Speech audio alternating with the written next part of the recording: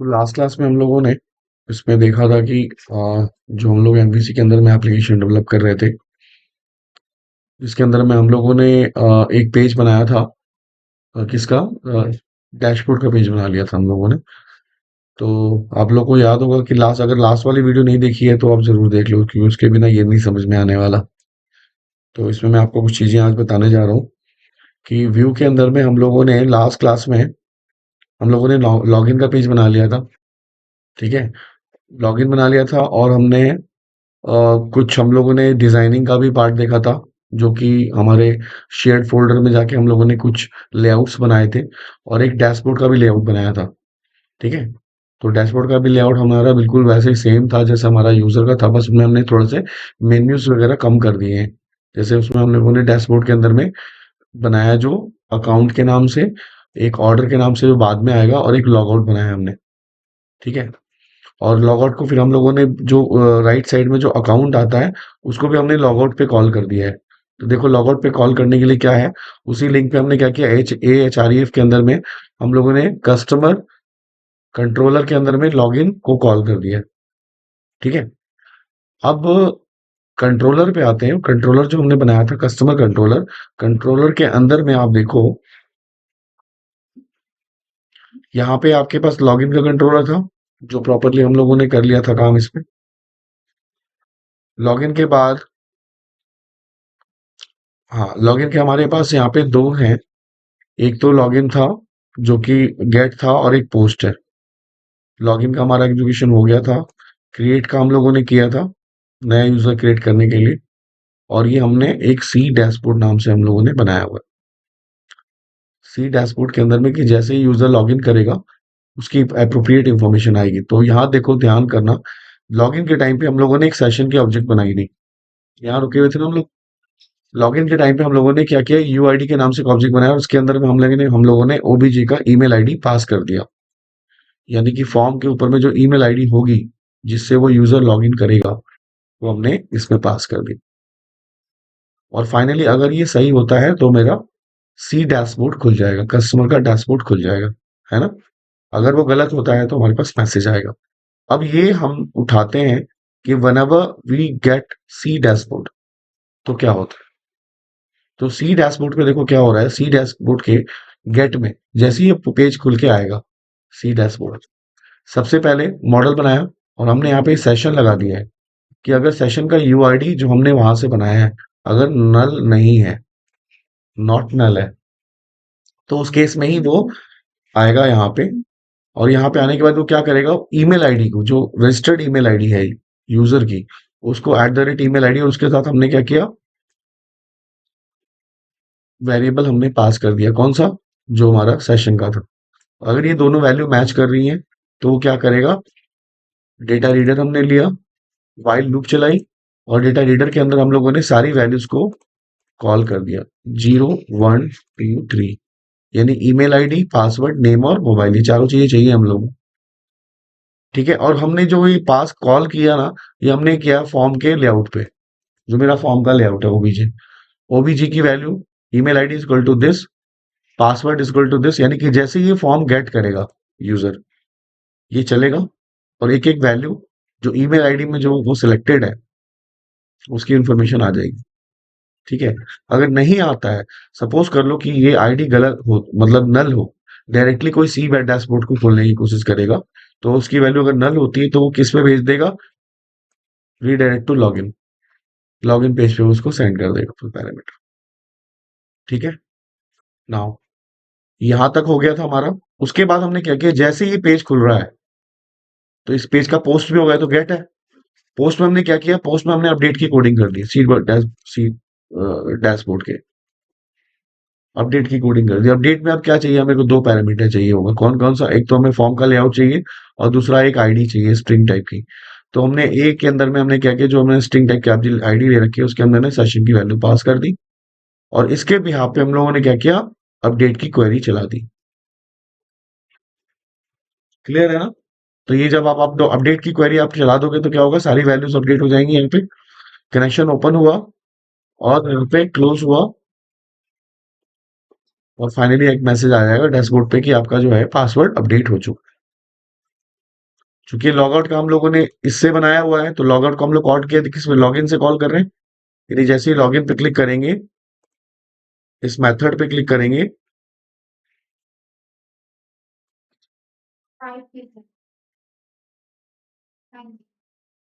Sorry, ये customer layout का है ना, बाहर के पेजेस का होगा। तो लॉग आउट पे क्लिक करेंगे तो लॉग आउट का पेज वहां से, ये देखो यहाँ जैसे कस्टमर लेआउट पे क्लिक करेंगे तो ये लॉग आउट का पेज कॉल हो जाएगा। अब मैं आपको उसको रन करा के दिखाता हूँ।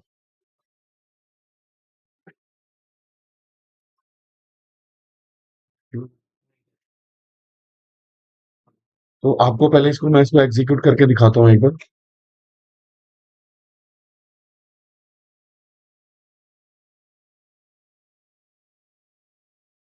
हमारा जो पेज था, फर्स्ट वाला पेज था, वो इंडेक्स के नाम से था, है ना।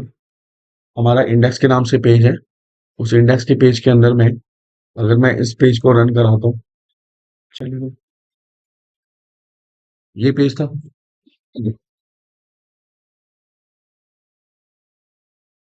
इसमें देखो यहाँ पे लॉगिन का काउंट है। यूजर यहाँ से, ये पेज मेरा पूरा हमने लेआउट डिजाइन कर लिया था।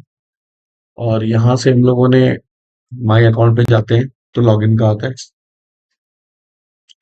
और यहाँ से क्रिएट यूजर पे जाते हो तो नया यूजर का आता है, न्यू यूजर रजिस्ट्रेशन के लिए।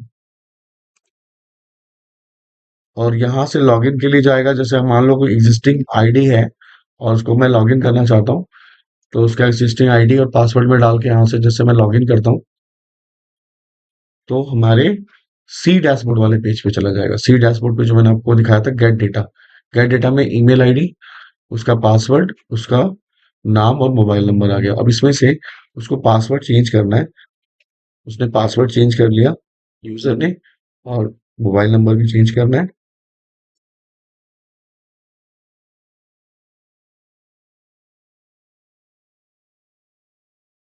आईडी वो नहीं चेंज कर सकता। क्यों? क्योंकि आईडी प्राइमरी की है। आईडी को आप चेंज नहीं कर सकते। ये अपडेट आप यहाँ पे कर देते हो, a@gmail.com के रिस्पेक्ट पे आपने अपडेट कर दिया, तो यहाँ पे क्या होगा, customer data updated successfully. Update होने के बाद देखो यहाँ पे भी लॉग आउट है, यहाँ पे भी लॉग आउट है। जैसे ही डैशबोर्ड पेज पे आएगा वो लॉग आउट का बन गया हमारा। ठीक है, जैसे ही यूजर यहाँ से लॉग आउट पे क्लिक करता है, वो साइन इन पेज पे चला जाता है। अभी साइन इन पेज के ऊपर में वो यहाँ से, अगर वो पुरानी आईडी डालेगा जो कि 111 थी पहले, और वो लॉगिन करेगा, वो लॉगिन नहीं होगा। क्यों नहीं होगा? क्योंकि उसने पासवर्ड चेंज कर दिया है। क्योंकि उसका पासवर्ड चेंज हो गया है। अब मैं नई आईडी डालता हूँ। इसको हम हाइड कर सकते हैं, अभी दिखाने के लिए रखा है। आप चाहो तो इसका जो है ना, टाइप चेंज कर सकते हो। टाइप पासवर्ड कर दोगे तो पासवर्ड फॉन्ट पे आएगा ये। लॉगिन करो। आगे देखो 999 जो हमने चेंजेस किए थे वो सारे चेंजेस आ रहे हैं। ठीक है, यहाँ तक हम लोगों ने कर दिया था। उसके बाद इसमें एक पेज और हमने बनाया है। यूजर का पेज हमने बनाया है प्रोडक्ट के लिए। लॉगआउट में कर देता हूँ। ये इसकी जरूरत पड़ेगी जब हम लोग किसी भी प्रोडक्ट को ऐड टू कार्ट पे क्लिक करते हैं।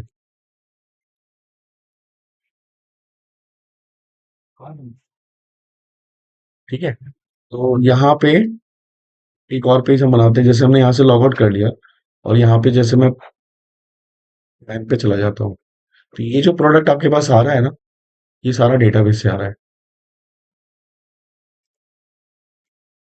ये प्रोडक्ट्स हमारी लिस्टिंग जो आ रही है वो डेटाबेस से आ रही है। अब ये पेज कैसे बनाना है और ऐड टू कार्ट की आगे कोडिंग करनी है इस पे। तो पहले तो आप लोग इतना तो कंप्लीट कर लो, एटलीस्ट यहाँ तक कंप्लीट कर लो, फिर ये वाला पेज मैं आपको बता देता हूँ। ये बनाने के लिए हम लोगों को क्या करना पड़ेगा। इसके लिए देखो, अलग अलग ना फोल्डर्स अगर बना के रखोगे ना तो ज्यादा इजी रहेगा बनाना। जैसे कि हम लोगों ने यहाँ पे कस्टमर का बनाया हुआ है, और कस्टमर के लेआउट के अंदर में इंडेक्स का पेज हमारा जो था वो कौन सा पेज था, जो यूजर का पेज था वो बाहर का। राइट, अब इस अगर मैं इस इंडेक्स पेज को रन कराता हूँ, तो इंडेक्स पेज से भी हम लोगों ने क्या किसको लिंक कर दिया, उस प्रोडक्ट वाले पेज को। अब यहाँ पे देखो दो हैं, मैन है और वुमेन है। अगर हम मैन वुमेन पे अगर हम चाहते हैं, तो ये जैसे इस पे क्लिक करेंगे दो पेजेस हम बना लेंगे। एक मैन के कैटलॉग से अलग बनाएंगे, फिर और वुमेन के कैटलॉग हम अलग बना देंगे, ऐसा भी कर सकते हैं। या फिर इन दोनों को हटा के हम प्रोडक्ट नाम से या शॉप के नाम से एक हम लोग एक आइकन बना देंगे यहाँ पे। जैसे यूजर शॉप पे क्लिक करेगा एक पेज आएगा। अब यहाँ पे वो कैटेगरी डालेगा। जैसे उसने कैटेगरी डाला वुमेन का, तो वुमेन का सारे जो भी आइटम्स है वो दिखेंगे। मैन का डालेगा तो मैन के दिखेंगे। या पर्टिकुलर किसी प्रोडक्ट का कोड डालता है, नाम डालता है, तो भी वो शो होना चाहिए। ठीक है। तो ये हम सी चीजों को रखेंगे इसके अंदर में। फिलहाल ये पेज को हमने कैसे बनाया, प्रोडक्ट वाले पेज को कैसे बनाया? प्रोडक्ट वाले पेज को बनाने के लिए ना आपको एक लिस्ट बनानी पड़ेगी। लिस्ट के थ्रू आपको सारे प्रोडक्ट को पहले क्या करना होगा, शो करना होगा लिस्ट में, जो कि इन्हेरिटेड डेटा टाइप होता है लिस्ट को। तो लिस्ट बनाने के लिए वैसे हम कस्टमर में चले गए थे और वहां पे जाके हमने एक यहाँ पे गेट डेटा के नाम से एक लिस्ट बनाया। गेट डेटा पब्लिक लिस्ट के नाम से रिटर्न टाइप लिस्ट है। और किसका बनाया? प्रोडक्ट मॉडल का। प्रोडक्ट मॉडल का नाम क्या रखा हमने? Get data. लिस्ट में प्रोडक्ट मॉडल लिस्ट, ये मैंने एक वेरिएबल ले लिया is equal to new new list, और डेटा टेबल हमने लिया और हमने एक स्ट्रिंग लिया जिसके अंदर हमने क्या किया, सेलेक्ट स्टार फ्रॉम प्रोडक्ट। सारी वैल्यू मुझे चाहिए किसकी? टेबल की, प्रोडक्ट मास्टर की। फिर वहां पे हमने एक अडेप्टर लिया और अडेप्टर के थ्रू हमने डीटी को फिल कराया। और फी फॉर ईच लूप के थ्रू हमने एक डेटा रो लिया जिसका नाम रखा हमने डीआर। उस डेटा रो के अंदर में ये लिस्ट हमने ऐड करा दी। उस डेटा रो के अंदर ये लिस्ट ऐड कर दी, क्या? Product ID. हमें जो जो चाहिए हमने वही लिया है फिलहाल।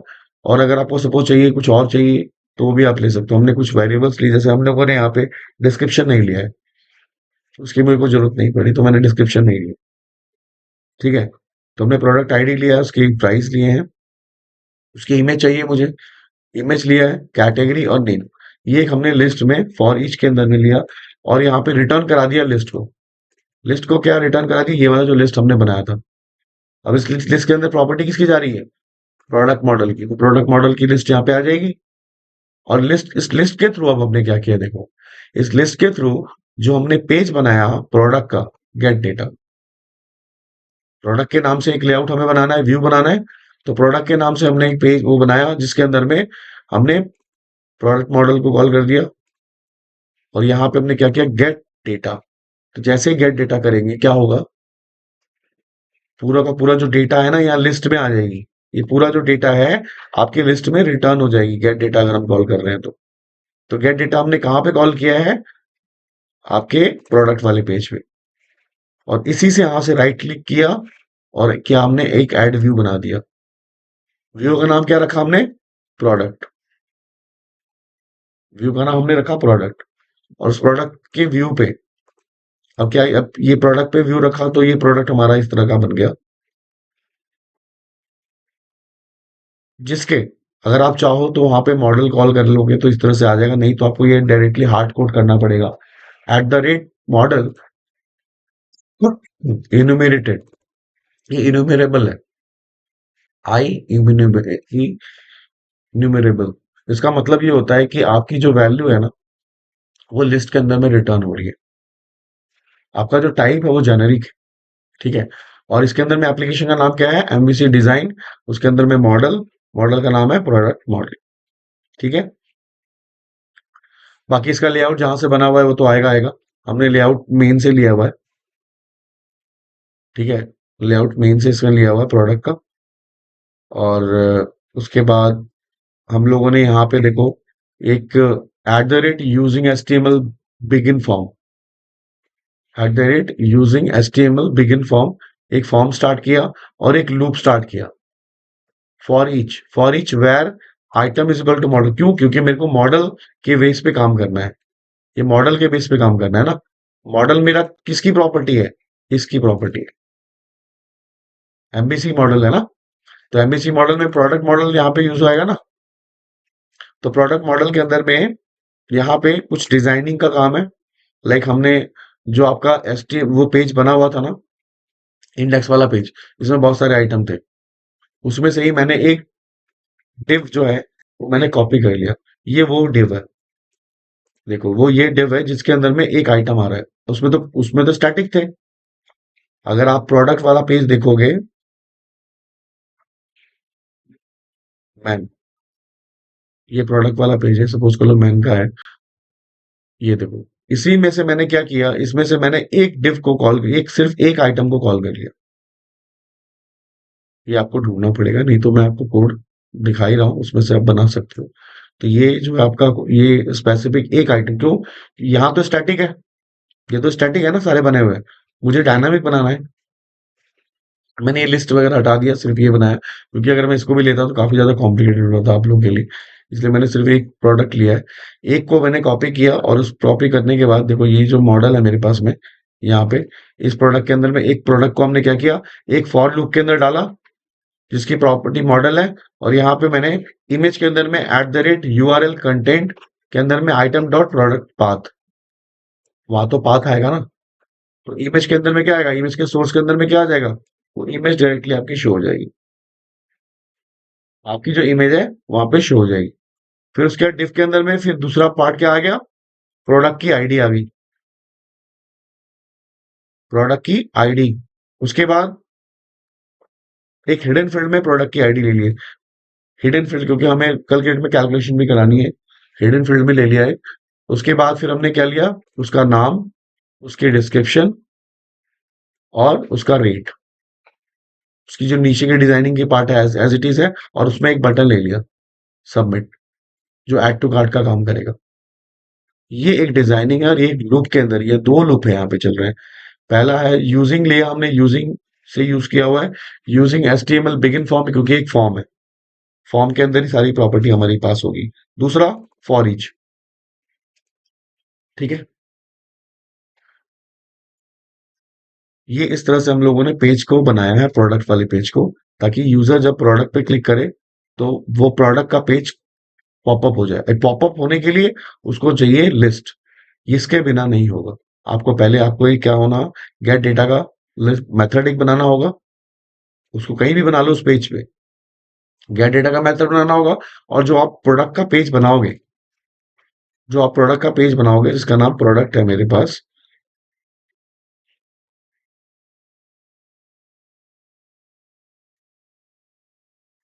ये इस प्रोडक्ट के अंदर में मॉडल को कॉल करोगे, मॉडल के थ्रू गेट डेटा को कॉल करोगे, ये करोगे गेट डेटा, तभी ये पेज यहाँ पे श्रिंक करके इस तरह से आएगा, अदरवाइज नहीं आएगा। क्योंकि मॉडल के अंदर में आपको क्या भेजना है, आप भेज रहे हो कंट्रोलर से व्यू के अंदर में डेटा, आपको कंट्रोलर से व्यू में डेटा भेजना है, तो कंट्रोलर के अंदर में तो डेटा होना चाहिए। तो गेट डेटा से, कंट्रोलर से आप डेटा डेटा को गेट करोगे, और किस में भेज रहे हो, व्यू के अंदर। तो इस तरह से आपकी वैल्यू यहाँ पे आ जाती है। तो अगर मैं इस प्रोडक्ट वाले पेज को रन कराता हूँ, और उसके लिए जैसे हमने ऐड की कोडिंग भी की हुई है, तो ऐड का एक अभी हम लोगों ने अभी एडमिन का डैशबोर्ड नहीं बनाया है, वो मैं क्लास में ही बताऊंगा आप लोगों को, और आप लोगों के सामने बनाऊंगा।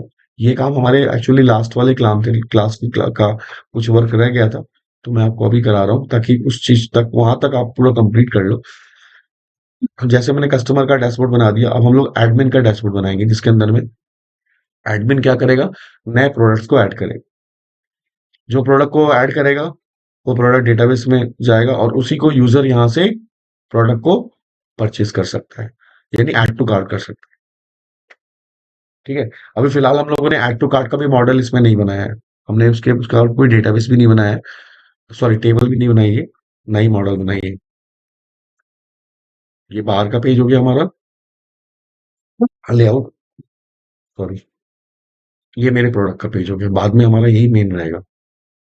भी ऐड टू कार्ट का हमने किया नहीं है इसमें, बाकी इसमें हमारे सारे पेजेस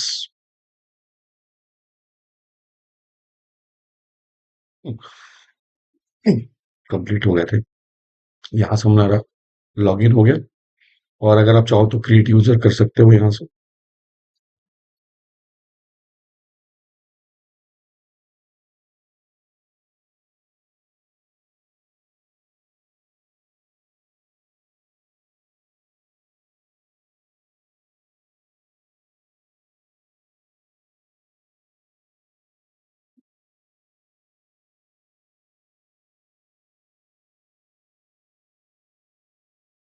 gmail.com 1 2 3।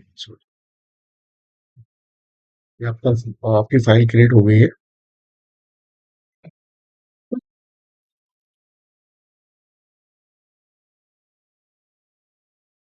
ओके, यहाँ तक का हमारा काम हो गया है। नेक्स्ट ये सेम इसी लेआउट को अगर हम चाहें, जो हमारी कोडिंग है और ये सारी चीजें हमारे पास हैं, तो हम लोग एक एडमिन का डैशबोर्ड बना सकते हैं। एडमिन का डैशबोर्ड बना सकते हैं। एडमिन के डैशबोर्ड पे हम लोग ऐड कर सकते हैं क्या, प्रोडक्ट को, ऐड अपडेट डिलीट, है ना। तो ये पहले इतना कंप्लीट कर लो, और इसको थोड़ा सा मैं आगे और पहले ये वाला प्रोजेक्ट आपका खत्म हो जाता है, फिर मैं आपको एक थोड़ा सा और इजी तरीका बता दूंगा, जो और तरीके से काम कर सकते हैं हम लोग। बट ये कोर है। ठीक है।